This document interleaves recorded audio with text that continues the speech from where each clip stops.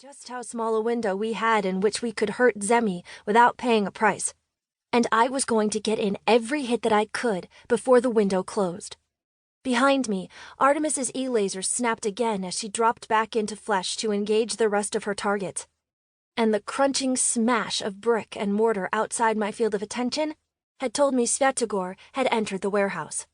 On my right, Riptide blew a loading door off its hinges in an explosion of water. I kept my eyes on Zemi.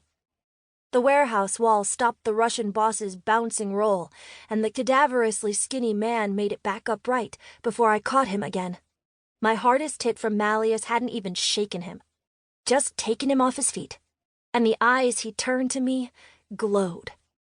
No! Whatever his roaring, spitting denial meant, it was all he got out before I hit him again, smashing him back into the wall. This time it felt a lot heavier, like I'd hit an elephant. Crap. The man was changing already. Down! Shell yelled in my earbug, and I dropped to the floor and rolled away as an iron club as big as me spun through the space I'd occupied and smashed Zemi again. A retina-burning flash of lightning strike from Lei Z lit him up, shaking even him. And then I was back in the air and out of his reach, with Malleus held ready as he continued to change into something else. Yeah, that's not good, Shell said. Really?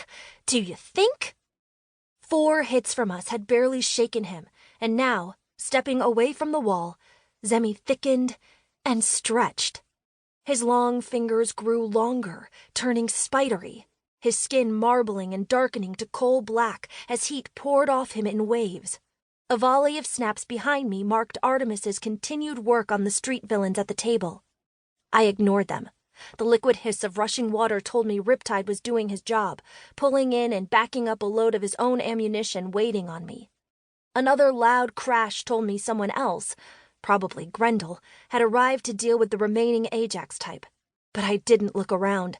Shell would tell me if there was a problem. Speaking of which...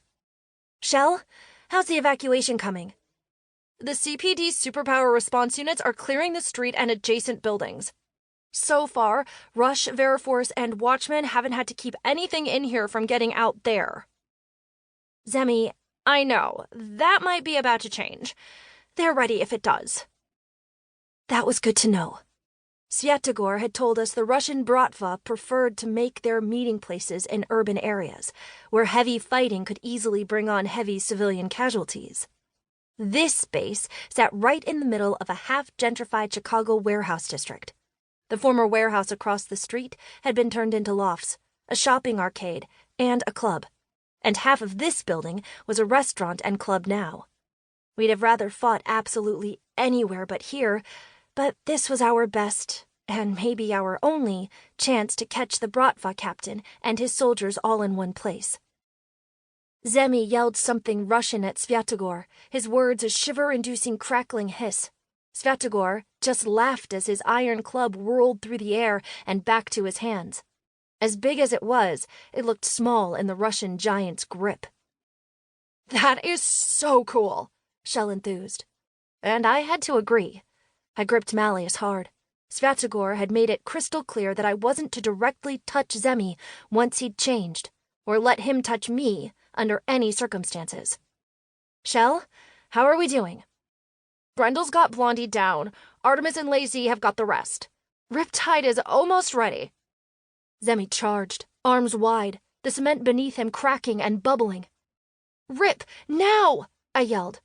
Lei Z had left the order to me since I'd be closest. Ready or not, Riptide cut loose with all the water he'd gathered behind us. Twin jets blew past me, and Zemi disappeared in a backblast of explosively superheated steam. The expansive force of water to steam off his body threw Zemi back again, the vapor cloud filling the open warehouse space, hiding him from sight, except as a shining infrared beacon to my super-duper vision. Even I could feel the superheated water vapor, burning points on my skin as I held my breath. Then the steam cloud retreated, pushed back and up under Riptide's control, and I gasped as cooler air washed over me. Zemi had fallen to his knees. He rose again, still roaring, but I could feel the difference.